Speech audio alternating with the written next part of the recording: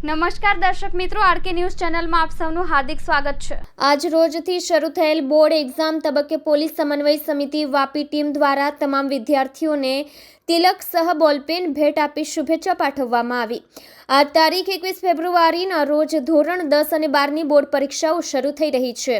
ત્યાં વિદ્યાર્થીઓને પ્રોત્સાહન વધારવા પોલીસ સમન્વય સમિતિ વાપી દ્વારા એસટી સેન્ટ ઝેવિયર સ્કૂલ વાપીમાં તમામ વિદ્યાર્થીઓને આસ્થાનું તિલક કરી બોલપેન ભેટ આપવામાં આવી હતી।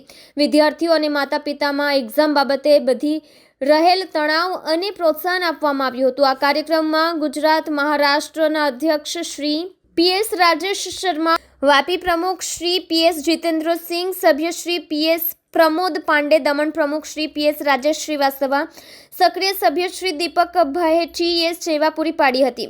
આ કાર્યક્રમમાં 250થી વધુ વિદ્યાર્થીઓએ લાભ લીધો હતો।